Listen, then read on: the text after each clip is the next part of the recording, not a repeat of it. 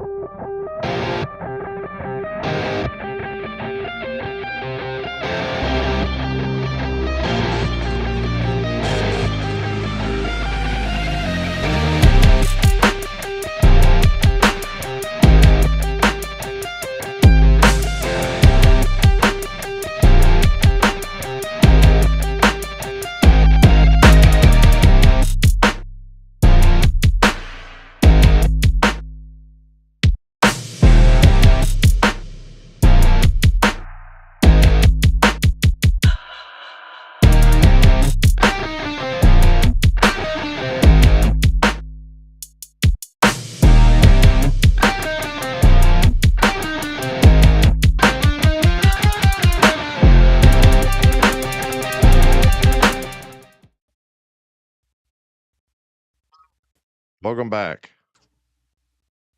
What's up, Russ? And I hope you have had your caffeine today because we have a massive block to get through.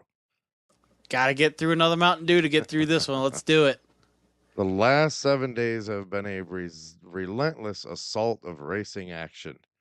I mean, we're talking about a Cup Series champion to be who literally drove his car until it was out of electricity, a sprint car champion who is resetting the record books, and the greatest show on dirt moving through the Sooner State.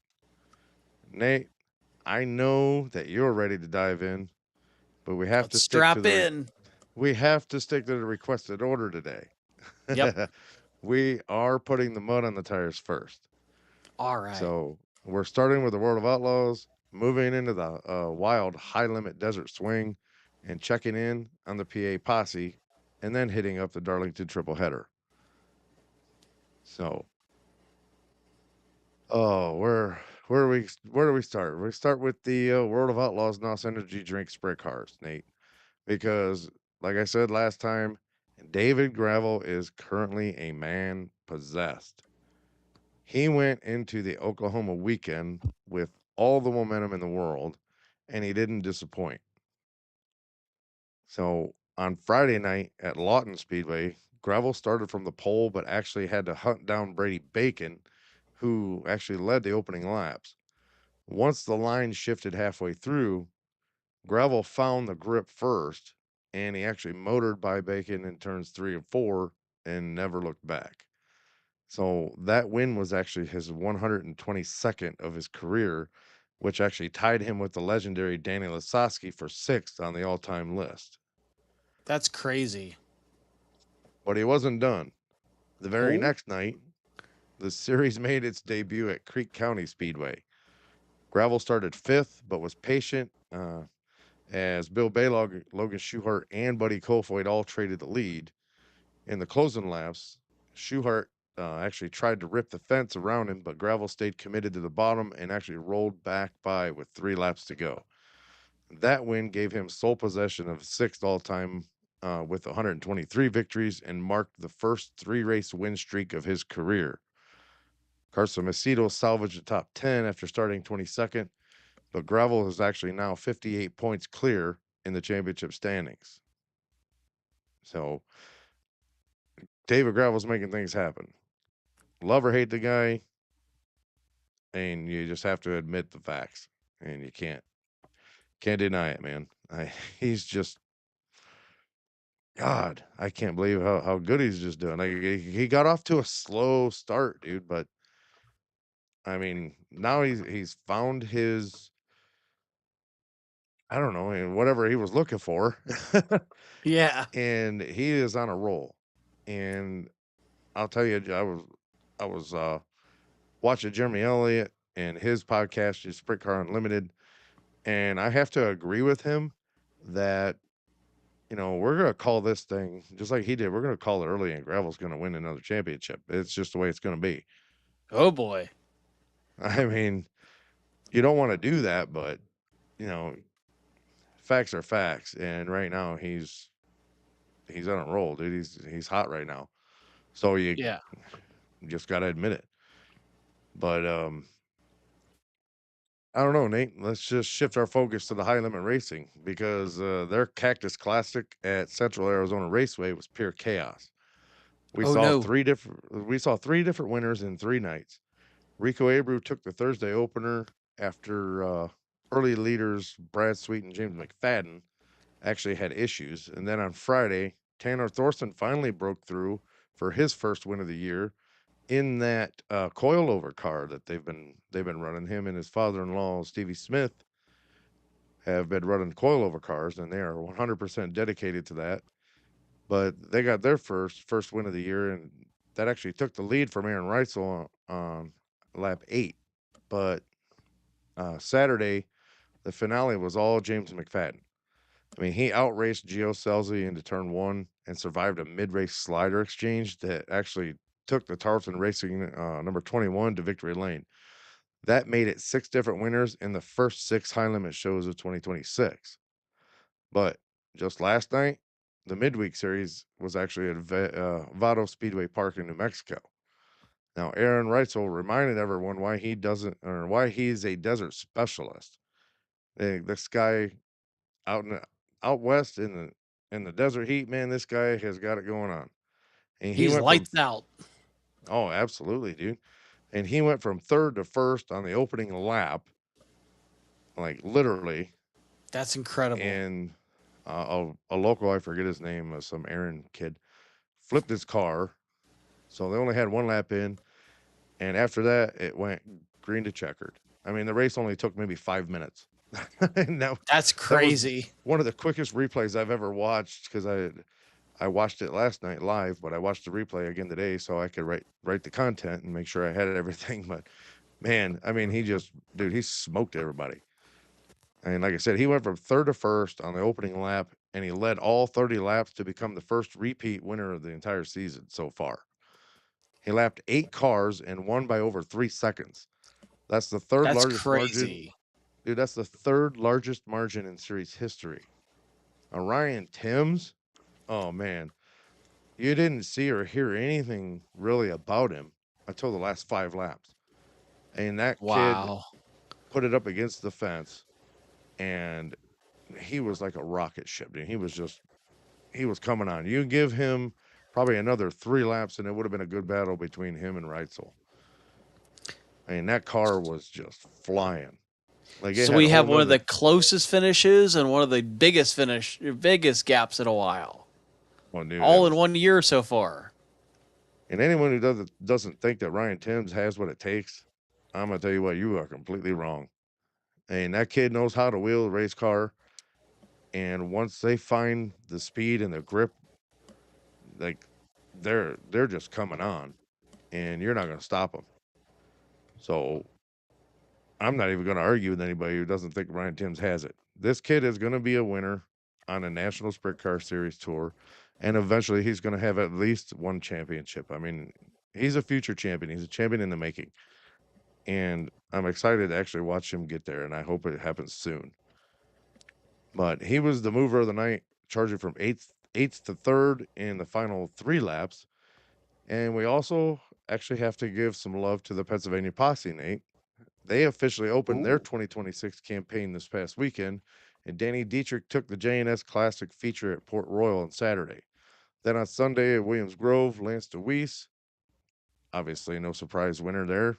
He's won there over 100 times.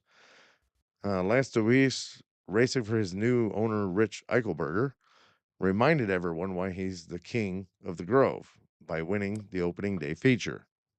It's going to be a fun year in central Pennsylvania, I'll tell you that. Oh yeah. So moving into the NASCAR ranks, though, Nathan, this will be all you.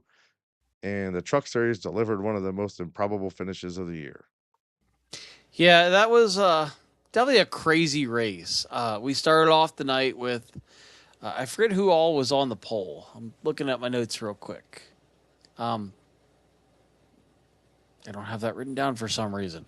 Either Oh way, well. Ross Chest. What was that? I was just gonna say, I think Corey Heim, who was running what only a part-time schedule this season, I I think this believe. is only his second race of the year, I believe. And for some, I mean, I forget if he won at Daytona also, but I know that they've twice this year. Corey Heim has basically come out of nowhere to win a race. And Darlington was no different this week. But let's start at the very beginning of Darlington with the Darlington Truck Race. Had a decent race. You got AJ Allmendinger filling in for Daniel Dye, while he's on suspension. Um, Carson Hocevar, Rouse Chastain just out there doing their thing. And this is the second time this year Carson Hocevar has been doing amazing and then wrecked. I remember watching the broadcast and say, "Why is the car sparking?" And right as he went off into the corner, something broke and the car just went around. So, pulling away from the field and just all went up in plume of, I guess, tire exhaust. But From Ross that, Chastain, right after that, dominated the race, and I think it was a green-white checkered. Corey Heim came from like sixth, I think it was, to just absolutely come out of nowhere and pass Ross Chastain with a last lap, last turn pass for the win at Darlington. No, we're not talking Ricky Craven and Kurt Busch style, but he came from a long ways back to pass Chastain for that win. Definitely one of the crazier momentum swings I've seen. I honestly thought Chastain had it in the bag. Corey Heim, who's only running a part-time schedule this year, was sitting ninth on the final overtime restart. It was ninth? Okay, I thought it was sixth. Ross Chastain, who was pulling triple duty this weekend, actually looked like he had the race won, but Heim actually had a set of scuffed tires that were 5 laps fresher. Heim sliced through the field, and on the final lap, he actually bombed the bottom in turn 3 to pass Chastain unchallenged. At least Definitely a that's the crazy way I put it. pass. Yeah, that was definitely a crazy, crazy pass. I mean, it wasn't even like it almost seemed like the reverse Hail Melon, except he didn't have to use the outside. He used the inside and just launched right on by him without even the thought of blocking it from Chastain, which is crazy to me. Like he came So in there like nothing was there. It was crazy. No contact, but just like he had a boat anchor thrown out the window. Just boom, right on by him. But I mean, so we had a few crazy crashes, kind of a middle race, I would call it for that. But Corey Heim, with his second race of the year, hits his 24th career win, and I believe it's the first race of the Triple Truck Challenge. 24th career win, and it earned him a $50,000 triple truck challenge bonus. Yes. Oh, and So I did miss it. Caden Honeycutt had a massive weekend and did score the pole. I missed that in my notes. Honeycutt deserves a shout out. I mean, he won his first career Yes. pole and actually led 59 laps, I believe, before finishing. Where did he finish at? I think What, fourth. fourth? Yeah. I think I have fourth written down. But that So was, I mean, I feel like that was one of the more out of the three races this weekend. That was one of the more exhilarating races of the weekend. The I tell O'Reilly you, Auto man, Parts Series race really didn't do much for me. I tell you that, dude, the trucks the last like year or so, they've actually been putting on really good races. Like Yes. it's been a lot more entertaining than the upper series lately, and that's insane. Conveniently enough, it's better than the Cup Series, which shockingly Oh, this nobody damn expects any car, dude! different. The Cup Series is so boring anymore with this damn car. Dude, this car absolutely sucks. So we won't even get into that. We bitch about that We'll all the deal time. with that later. Yes, we deal Yeah, with that all the we bitch time. about that car all the time, and it ain't gonna change. It'll take 10 years for NASCAR to change the damn car and put on better Yes. racing in the Cup Series. So we'll just leave it at Like the that. points. Like the points. But Saturday's O'Reilly Auto Parts Series race was another, I guess we'll call it classic. I really don't feel like there was a whole lot of action in there. They had the 26 car turn in the 28 car, and that was the most lively part of that entire race. Kyle I mean, Larson basically dominated the race, but then a slow pit stop, it all came unraveled. he was what I think the it 90% of the story for the race. I mean, he led at he what was 90% of 107 the laps. story. Corey Day, if I'm not mistaken, I think he was running fourth during that race, which is the highest I've seen him in quite some time. Which, I guess it plays into his specialties. He is a sprint car driver. I can kind of understand why he's so good at running the top. Makes sense to me. But, Kyle Larson was the storyline of the day. And, basically it all came unraveled with a slow pit stop that mired him back to fifth on the final restart. That put Justin Allgaier and Brandon Jones on the front row. And Justin Allgaier basically just, downright ghosted Brandon Jones. Power move right on by. Never saw Sit. him again. What was that? He just left him sit. It's like, hey, see ya, gone. That was one of the more impressive drives off turn two I've seen. Um, but it was like he found another gear. Like O'Reilly cars only got 4 gears. He found fifth gear and was gone by the time they got to turn three. That was a very impressive power move. So, but Justin Allgaier ended up going on to win the race. Um, the victory lane celebration I thought was kind of cool. I felt like it was kind of scattered, like he running up and down pit road or up down the front stretch, putting his kids in the car, giving his wife a kiss. Felt like it was a really sporadic victory lane celebration or front stretch celebration, but it was pretty cool. I thought it was nice to see all that. But Say onto the enjoyed it. cup. Yeah, it was But that definitely an enjoyable win. It was cool to watch on TV, well but that it was good. before we go to the Cup Series, let's point out that actually makes 30th or Allgaier's 30th career win, ties him with Joey Logano for seventh all time, and now leads Jesse Love by 52 points in the standings. That is crazy. I didn't know that fact. Thank you for that. He's still got a long ways to go to catch Kyle Busch, though. I will say that. I think he's got 162 wins in the what is now the O'Reilly Auto Parts Series. So we still got a little ways to go. But seventh all Well, time is pretty cool to know that fact. the main But event, the Goodyear 400. yeah, that was little controversial. I guess is a good way to put it. Um, the main event with the Goodyear 400, Tyler Reddick made a case for the really dominant season. Now he's got 4 wins in 6 weeks, or no, I think that's right. He's won. I had to make sure I did the math on how many races we've raced this year. Did you see Um, the recreation of Michael Jordan's four with the cigar yeah, hanging out of his mouth? and I hate to go to the what is it, the not the controversy. What's the word I want to use? I don't know. Chuck said hi. Hey Chuck, how you doing? Hi, Chuck. I hate to go to the not the controversy. I don't know what the word is. Either way, everybody's saying that NASCAR is rigged. With Tyler Reddick winning. I don't know if I believe that one, but Michael Jordan being in attendance is definitely something that's a good luck charm for Tyler Reddick. Holy cow! With the whole story with the rig thing and the lawsuit. Oh, that's part of the lawsuit settlement. Like, come on, because Front Row Motorsports was actually in on that lawsuit as well. So they're not gonna sit here and agree to let them favor One team win over the other, but I favor. will say there's got to be some stat guy out there who's making a bunch of money betting on every time Michael Jordan is at the race that Tyler Reddick is going to win the race. That's what 6, 7 races, maybe more than that. He has been in attendance that Tyler Reddick has won. It's Alex, we getting already covered the wild. dirt. You're a day late and a dollar short. And we're not Yeah, even at Silver Dollar Speedway.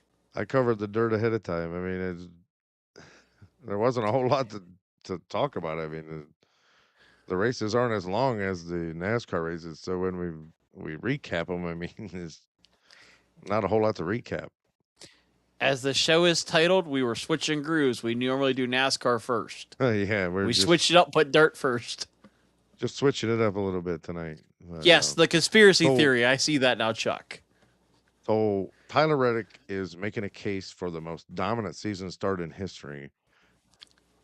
And the only person with a better start to the season would be Kyle Larson, right? Well, he won He's only 4 out of 6 now. That puts him up there with Dale Earnhardt and Bill Elliott as the only drivers to ever accomplish that. Yes.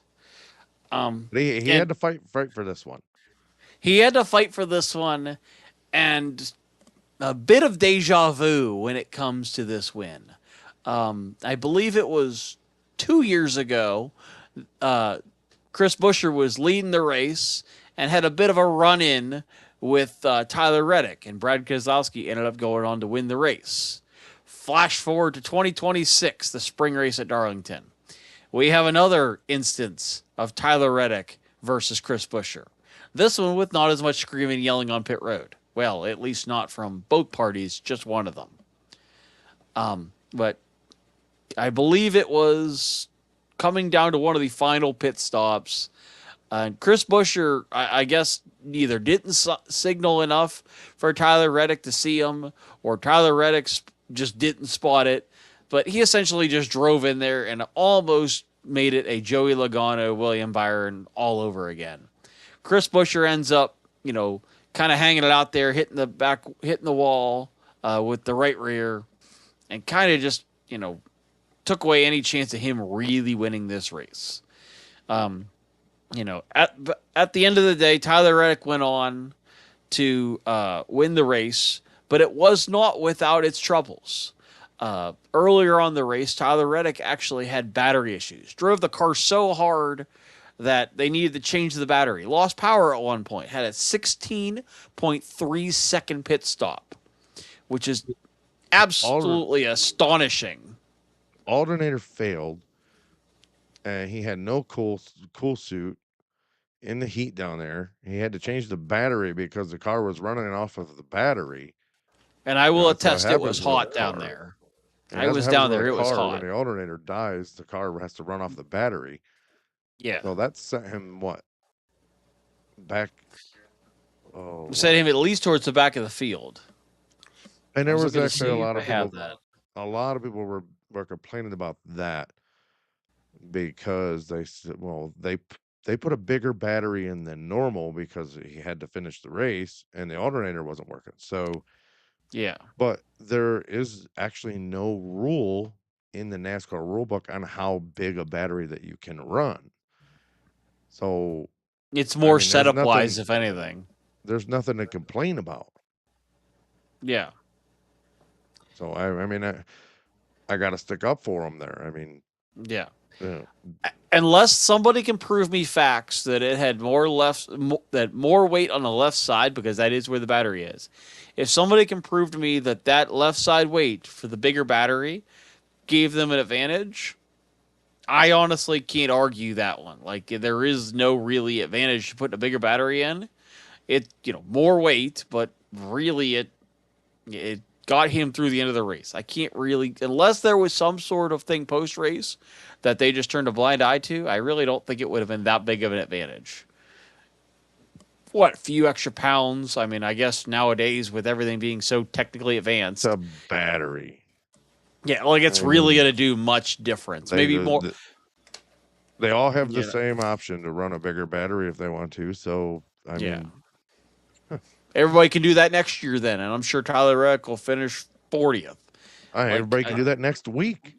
Yeah, they could do it next week. Although, I don't know. Hendrick's got it pretty much down packed. They know what they want to do. I guarantee it. But I mean, at the end of the day, Tyler You Reddick know, ended up winning. What? yeah. I don't know. Go ahead.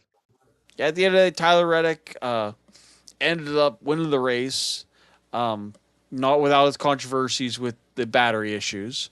But my my moment to feel bad for the race has to be RFK, not just because of the Chris Buescher incident.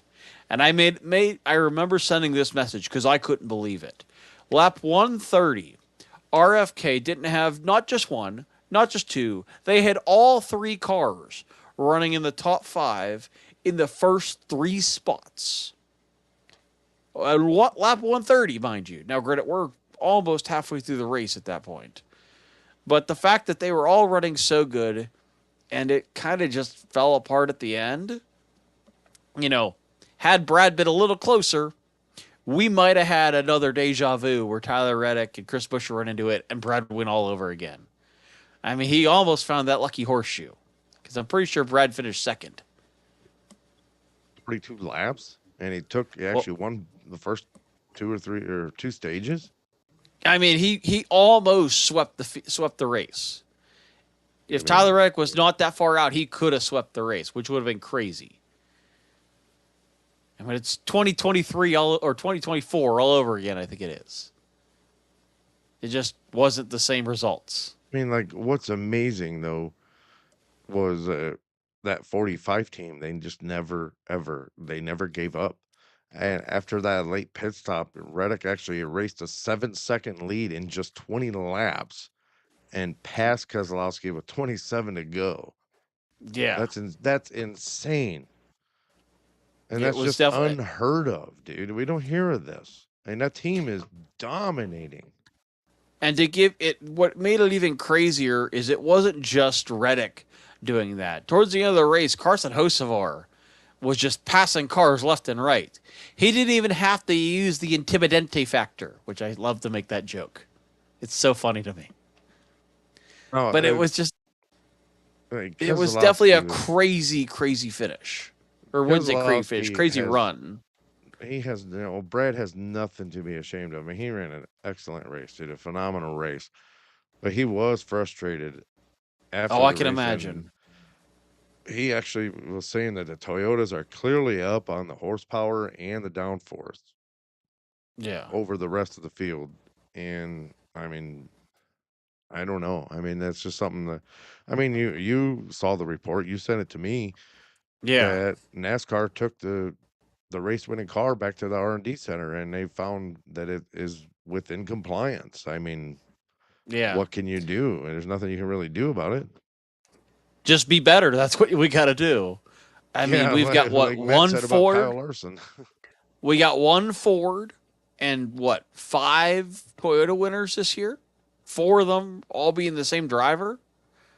I mean, do you see? And I remember making this statement earlier in the year. When Chevy got this new body, they're going to have a year of just dropping off. The performance is not going to be there for the beginning of the year. When we got this new Chevy for what the next gen car, Chevy really didn't take off. They were great with the old version of the car. Next gen came in and it went right off a cliff. Just weren't good anymore. We had what, a Joey Logano, Ryan Blaney, Joey Logano again. And it's kind of the way it is. What's up, Jason? I asked Alex if he was still the All-Star announcer this year, but he never answered me. I haven't seen I anything haven't heard yet. anything about it. I hear about all the drivers coming back and this and that, but it's still kind of cool to hear if the announcer's coming back because they're pretty much the voice of the series, and That the was other. one of my favorite interviews last year because it was kind of fun. I still had some favorite interviews, but that was one of the ones I remember. I mean, I'd still like to get Chase Rodman on. I would love to get Blake Anderson on, the former All-Star announcer, before the All-Stars shut down. Yeah. But I mean, I like hearing about that stuff. I don't like hearing just about the drivers. I like hearing about the crew. They are the Yes. face and the voices of the sport. Especially the particular series. Oh yeah. I'm trying to make sure I didn't miss anything else from that race. Carson Hocevar ended up finishing. We will get to that, Jason. I'm glad you brought that up. I need to make sure I Luckily, highlight that because somebody actually remembered that. yeah, don't I'm worry. actually happy somebody remembered. We're getting there. Yeah, we were gonna Um, get to that at the end, but okay, yeah, so that way we can get to that. Let's kind of okay. move on, but like, Well, I haven't finished the uh, NASCAR stuff. I got to finish oh that. well, finish it. Uh, Finish it. Hurry up. I'm working on it. With Alex Bowman being out until at least the next three races, Justin Allgaier will continue to fill in for him in the 48, which, you know, he didn't really do that great at Darlington, so I'm hoping Martinsville and Bristol have a little bit better results. I kind of feel bad for Allgaier because he really isn't doing a whole lot of justice for the 48 team. I feel bad for the 48 team in general. Definitely crazy. But the I see you, Jason. The post Yeah. race penalties, we had one 23-11 team do real good and one team that just did absolutely miserable. And then there's Riley Herbst, obviously. But Bubba Wallace had two crew members suspended for a loss of wheel late at Darlington. So just, you got to feel for them. Bubba's team has just had hit after hit after hit. You know, coming up short So while his teammates winning. there were also two car chiefs actually ejected for pre-race inspection failures. I forget who they were, but I did remember seeing. I thought it was a 24 car for some reason. I forget who it they was. failed pre-race twice, Yeah, and the car chief got ejected. So, yeah, that was which one of isn't those it? I mean, crazy things. they play a pivotal role, but at the track, it's not as much, I guess. Yeah, I mean, we're still hearing about the saga between former teammates Daniel Suarez and Ross Chastain. I'm honestly kind of surprised that you know it hasn't blown over yet. I mean, I know we talked about this last episode, but you know when they summoned Chris Gabehart and they wanted to bring all these teams in, we now understand why Ross Chastain is probably so frustrated. Is you've got one teammate who you guys really didn't get along, and he leaves, and all of a sudden he's now outperforming you at his old team. I can now understand why Ross is a little frustrated because didn't get along with your teammate. Now he has moved on, and now you're kind of getting left by the wayside. I mean, to give you some perspective, Trackhouse still gets Richard Childress engines, and we see how Richard Childress runs every single week. So Tyler I Reddick, though, do feel for Ross, and I understand, but it's a rough patch. before we move on, like before we forget this, Reddick actually leads the points by 61 points over Bubba Wallace, and Ryan Blaney is Almost two actually in third. races, Yeah. almost two races I saw, Well, which is mind-boggling this early in the season. of Yeah, the week have actually solidified the technical hierarchy of this season. Reddick's ability to win at Darlington despite catastrophic mechanical failures does suggest that the 2311 Racing Toyota technical package actually has a margin of error that the rest of the field just simply cannot match. Um, while Brad Keselowski and RFK showed they can lead laps, the long run speed of the Toyotas actually remains the benchmark for the field. On the dirt, David Gravel's historic streak and Aaron Reutzel's repeat win in Vado signal a season where the defending champions are not resting on their laurels. As the series heads to Martinsville for the Cup Series, the focus will be on whether or not the short track specialists can neutralize the aerodynamic advantage that actually has defined the season so far. uh, do you want me to make my picks for this weekend for the cup for the different series races? Go Because for you it. know who I'm going. I gotta go with my Cup Series guys. I gotta go with Hendrick. There is no way I can really bet against Hendrick on there. Although there is reason to believe that they aren't going to do very great with this new Chevy body. But, performance has been there. So if it's not going to be a Hendrick driver, I'm sorry, I gotta go with Denny Hamlin, which everybody knows I don't like him, but I gotta give credit where credit's due. Gotta give Denny, gotta give my guy Ryan Blaney a shot because those are the two guys that really seem to come alive at Martinsville. You got Hendrick with William Byron and Kyle Larson. You got Ryan Blaney. You got Denny Hamlin. Those are the ones I think of. Christopher Bell. He runs pretty decent, but I mean, you got to go with Hendrick at the spring race at Martinsville. You almost can't go wrong with that pick. I got to look and see if what other series are running this week because now I forget if the Cup and the Truck Series are running. No, just O'Reilly Auto Parts Series. Honestly, I don't really have a great pick for the O'Reilly Auto Parts Series. I kind of want to go RCR with Austin Hill and Jesse Love because they do run pretty good. But at the same time, Joe Gibbs Racing has been there. So, Brandon Jones, you got Williams Walsh, Brent Cruz. Or no, those are different teams. Yeah. Williams Walsh, Brett Cruz. Those ones, really stand out to me. You got, Taylor Gray.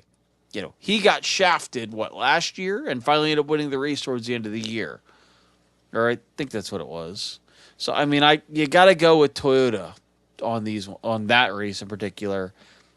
Maybe Junior Motorsports, but I really think Toyota is going to be one to watch in the O'Reilly Auto Parts Series. For the dirt. I mean, for the Outlaws.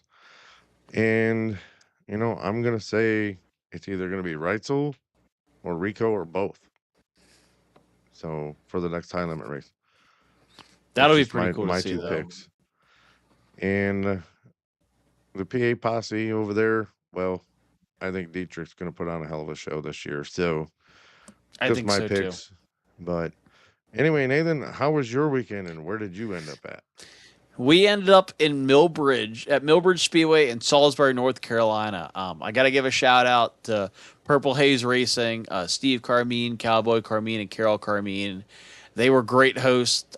We got the cart running, I think, pretty decently. I made some errors that are kind of shouldn't have happened. I'm going to take the blame on those.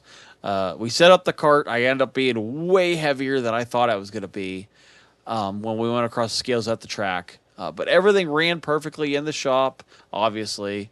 Went out there, actually made the feature. We had 22 carts in the USAC Champ Kart division. I qualified 20th. Our teammate, Cowboy, qualified 22nd. And Steve ended up qualifying, I believe it was 12th, and one of the guys with him qualified 6th. Throughout the race, the track was just super, super bumpy going down the straightaways. I mean, I described it after the race as my eyeballs were still bouncing around in my head like ping pong balls after that race. Very, very, very hard to see with the roughness of the track. Definitely a fun race. The weather was absolutely amazing. I think it was in the 70s, almost 80s, almost all day. It was a really, really way better track conditions, despite other than the roughness. This trip. Last trip I was down there, it was super, super wet. It actually rained while we were at the track last time, and we had to run the top line. So it was definitely a way more of a racing groove, and I honestly thought it was way more fun doing that, having the entire racing groove. We ended up finishing the night 17th out of 22. Learned some different things. Learned that I probably needed a different gear setup and a little bit different driving style. I learned a lot of things and was definitely a fun experience to learn and kind of try different stuff on a track that I've only been on twice. But I got to give a shout out to everybody who helped me get down there. Purple Haze Racing, Big Dog RC, Indoor Racing and Hobbies. Switching Grooves wasn't on the cart because it wasn't on the wing, but we've used this as our way to get through. They don't pay us anything. I don't get paid to have Switching Grooves on the cart, but I use this as Yeah, my, I don't get way paid to either, man. advertise. I don't get paid to have Switching No, Grooves on the cart, but we have it on there as a way to advertise our thing, and I get good advice from this guy. That's my sponsorship deal. Is I get good advice from Russ as my payment for putting them on the cart. But we had what Purple Haze Racing. We had Big Dog RC. Got to thank Dietz Fabrication. Designs by Easler. Got to thank Custom Racing Lubricants. I don't know if Chuck's still in here. But our lubricant products worked really well. I made sure I had his hoodie on after the race because we couldn't really do anything with it. Uh, I was reading your message, Jason. I don't know about being too tall. I mean, hell, Dale Blaney is like Depending on like how tall you are, Jason, I can make an argument for that because I am 6'2", and nobody thinks I can fit in a go kart, but yet I end up racing one all the time. I will say it's the first time I've been in a cart consistently since what 2023. We didn't do any racing in 2024, and I raced one race in 2025 after we got married, and it really, it's like I hadn't missed a race. It felt good to get back in the cart. This will be the first full season I get back. Blaney is between 6.5 feet and 7 feet tall. So I mean, Yeah, he's I been mean driving a there's sprint car forever. yeah, and but all I think Allmendinger is the shortest driver in the field. I think that's the case. It's a toss up Professional between him and wrestler. Kyle Larson. What is it? He said he became a professional wrestler instead. I didn't know that. That's cool.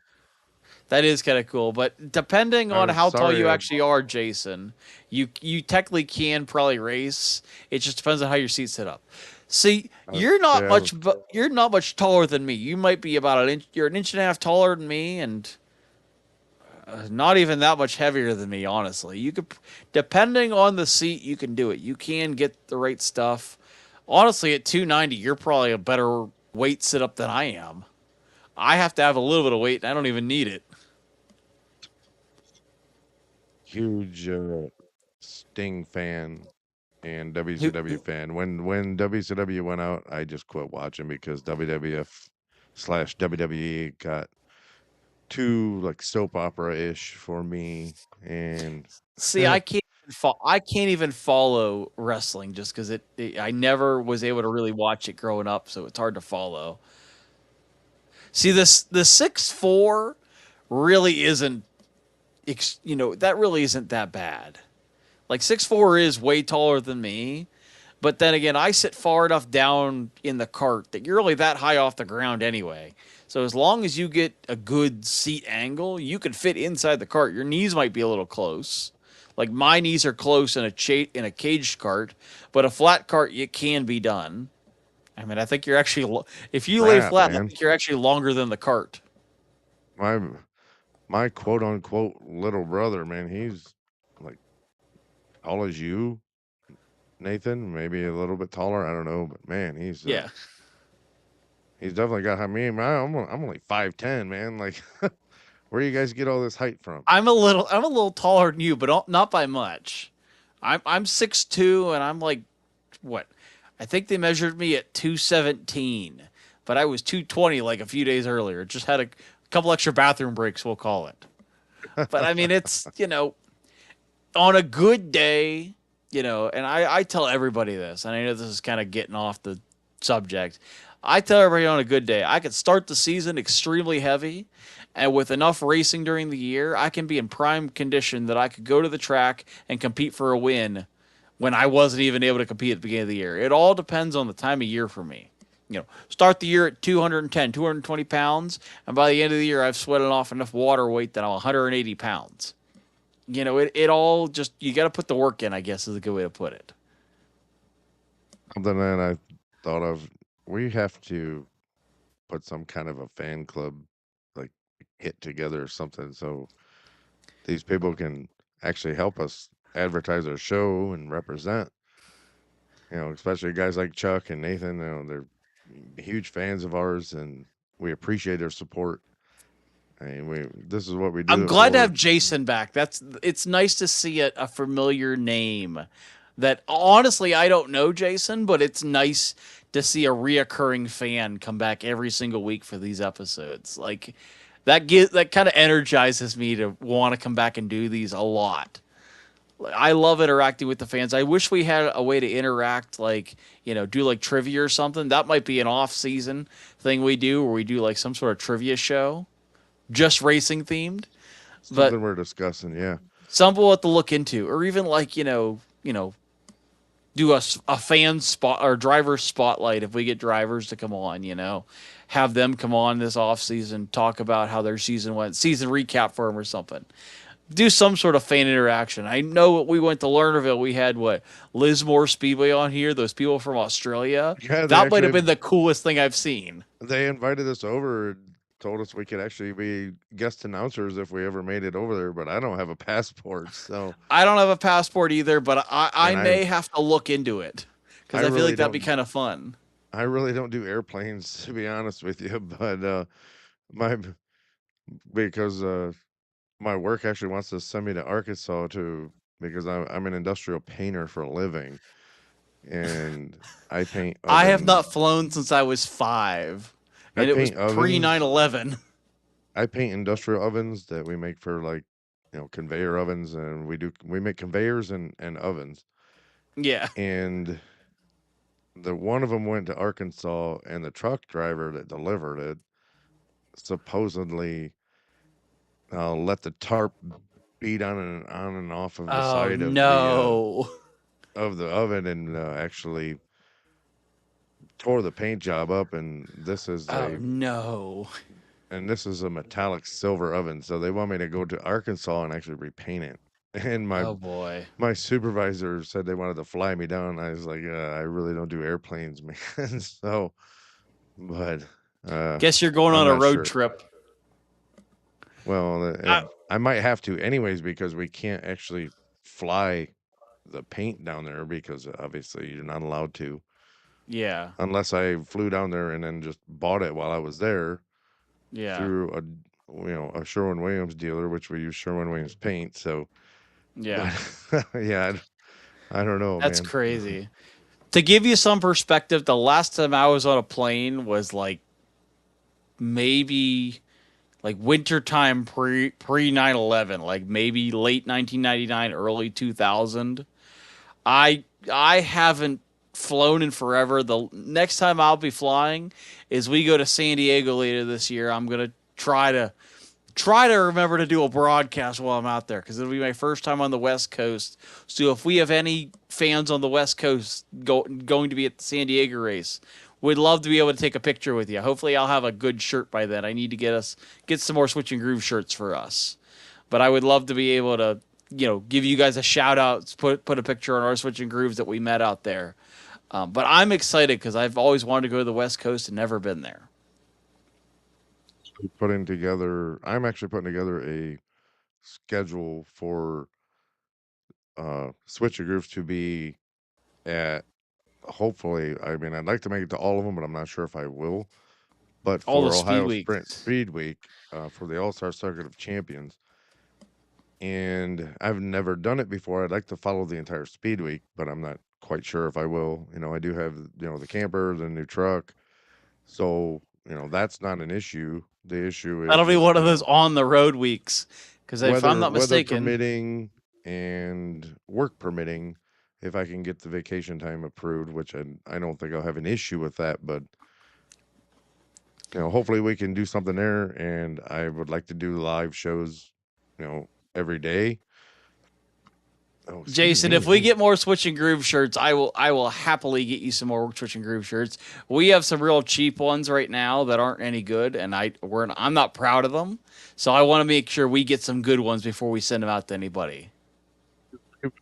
Experimenting around with the different people in the area, um, trying to find the best value for, the best bang for the buck when it comes to shirts. We don't want to be super cheap, Yeah, but we also understand, especially with the crap going on in the politics world right politics. now, Things are a it's little going to be expensive. tough and expensive. So I do have a friend of mine that can make shirts. I haven't tried any of his yet, for our show, but I do Yeah. have some shirts that he has made for music artists Jason, if we that get some shirts, I'll make sure so we find a way to get one to you. I want to make sure I sign some of these shirts if we're going to send them to people. I mean We we gotta will if we gotta anybody out send a there thank you. if anybody out there that does like graphics or photos, like we would love to get like a little photo shoot, and Nathan and I get some hero cards that we could pass out to kids and autograph for them. I mean, we get a lot of kids, and that's that's my brother Tony. Anthony's showing off over here. Um, yeah, so if anyone would like to do that in exchange for advertisement, I mean, we would be more than willing and happy to work out a deal with you. I mean, there's not a lot. The show doesn't bring in any money. I mean, we're not big Russ, enough. if I'm not mistaken, you're going to the Bates Classic. You said that was one you said you could make it to. I think right. Well, the Balties Classic, That I thought it was the Bates Classic, Baltese Classic. I said it wrong. Balties is the original owner and I said it wrong. the builder of Eldora. I'd love to make it down there. I I'm think hoping that to was make one it of the down ones there. you'd be able to. I just don't know about the travel in between. You said. I do already have my camping site bought and paid for the Buckeye Brawl at Mansfield, and I do want to make a couple of shows there and to see how that place turns out. Matt Tift is doing a hell of a job with the place. I got to give it to I'm him. excited to see how that one turns out. I'm hoping they run. I'm hoping to make it out to a show there eventually. Honestly, I know we don't do late models. I want to see how the late model show comes out there because I know he's run late models.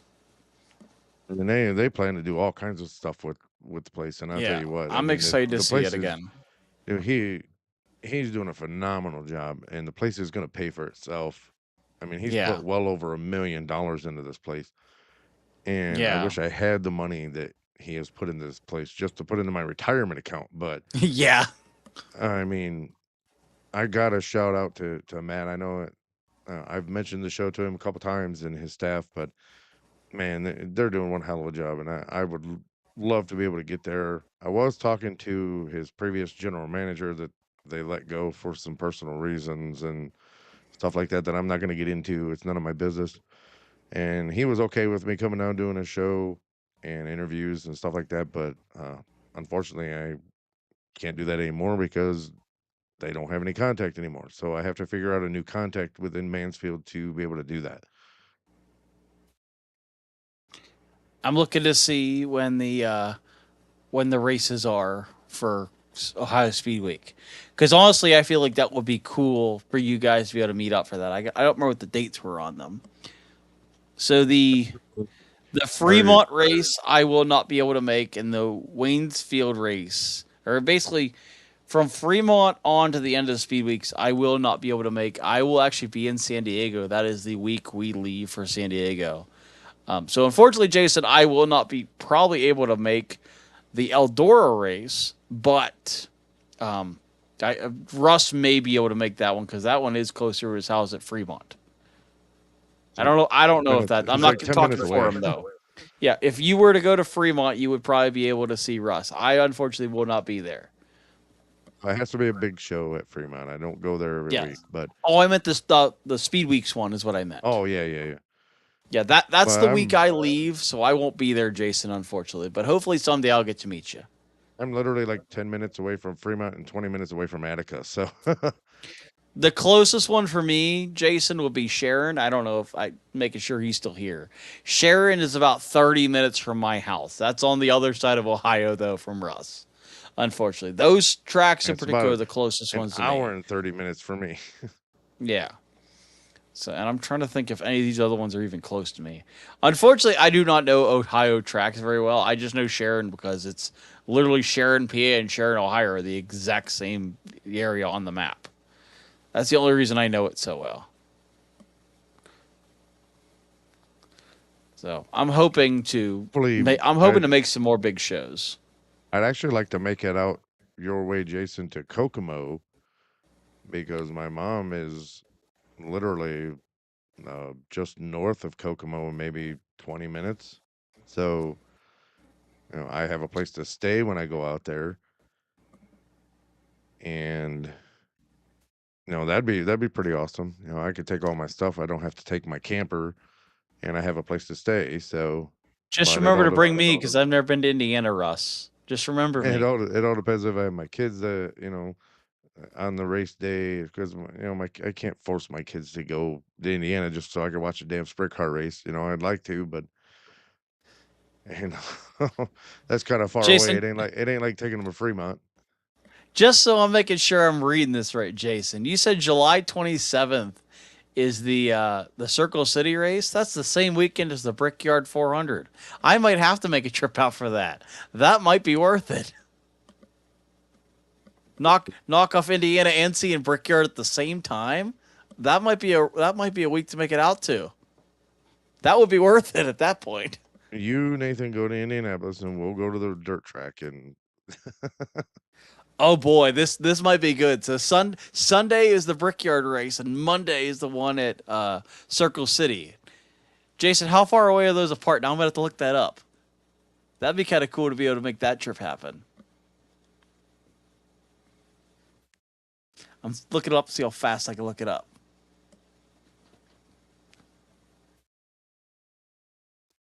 They can't be that far apart. we've had a few questions. Now, some of the comments, Tony, are actually on YouTube, so you're not going to see them. If you're watching on Facebook, you're not going to see the comments from YouTube. But on our app that we're using, I can see comments from both at the same time. So, Oh man, they are literally on my map. It shows they are 13 minutes apart. oh my gosh, that's got you I'm going, getting don't it? excited now. I'm getting excited. We might have to go meet Jason for this one. But I have had people ask why we do everything live, because I like realism, and You get my instant reaction. Don't have to have it I scripted, don't which I is don't have way to more worry about entertaining. and I don't have to worry about any of the editing bullshit. So it is what it is. You get But the real raw emotion of how fun I can be sometimes, right, Russ? You would- oh boy, oh boy, that didn't look good for me. But yeah, I think I enjoy live a little more than having to edit them. Because honestly, 99% of the video would just be Russ talking. Because the parts edited out would be most of everything I say, almost all of it. the stand editing. So I I'm mean, not very good at if it anyway. if I tried doing a couple of pre-recorded shows, and I screwed them up in certain parts, and it's when I do, dude, I have to go back and start all over again, because I just can't sit there and like try to match the energy that I had before that by trying to recreate the part that I screwed up and then editing it all together. So for me, it's just okay, whatever it is, what it is. Just do them live and be done with it. So, Yeah, but if anyone is ever watching and you cannot see our videos under the actual video section of our channel on YouTube, look switch in over to the lives. live section, and then you'll find all of our videos. So, So, trying to see if but I can find it in here to help with it. I'm getting ready to wrap it up, Nathan. So, I know I gotta get this cart cleaned up. We just got home yesterday, and I haven't had time to mess with it all. Got to do my post race cleanup. 4 o'clock comes early for me, buddy. So, Oh yeah, same here. So thank you guys, everybody who joined in tonight's episode, who chimed in. I definitely had a lot of fun. See, I would love to go to the I'd love to go to the IRP track to see that one. I thought about doing it one weekend and I've never done it, Jason, but someday I'll have to make it happen. The problem is at some point the week prior is my wife and I's 1 year wedding anniversary, so I kind of have to make that happen before I can even think about doing that. I'd be getting home for my anniversary and driving to Indy. no I don't racing know for if I'd clear Nathan. that. I did not I did not win, Anthony. I ended up finishing 17th out of 22, but I did manage to qualify not last, which is, I was more proud of not qualifying dead last than I was of actually where I finished. Did I hear that correctly? Yes, I It was. honestly, the fact that I didn't qualify dead last was I'm more not exciting laughing to at. me. I'm not laughing at your accomplishment. I'm just laughing at how you worded it. It was that was hilarious. I think I was more excited that I made the field than I was of where I qualified. I probably could have got way higher on the qualifying leaderboard. I made the rookie mistake of not checking my tire pressures before I went out for practice. So I had one tire that was really high and one that was like basically flat. So it wasn't ideal track tire conditions for me, but I managed to qualify not very far off of the guy ahead of me. So, yeah, man, I'll take what I got. I was happy to Yeah. qualify not dead last. Took a dirt cart to a street race one time, smacked a curb with it, bent it, and then went back to the dirt track the next week and won my first race. The cart handled a lot better after I bent it. I don't even, to be really honest, I have no idea what this cart is set up wise. Like, I kind of just, I know the left front was pointed way further out than I wanted it to, so I just kind of eyeballed it and it worked fine for me. Yeah, the banking works wonders. It was good having you tonight, Jason. Thank you for joining in for tonight's show. Remember, we bring you recaps, breakdowns, and all those insane adrenaline action packed moments every week. Whether you live for those sideways mudslinging dirt track sliders or the door banging paint trading action in NASCAR, you belong right here. Hit that subscribe button now so you never miss a finish. And Somewhere over here. until next time, keep switching grooves. I'm Russ Fritz, And I'm Nathan Johns. and we're saying race hard, Stay safe. and we'll see you there. Good night. Good night, everybody.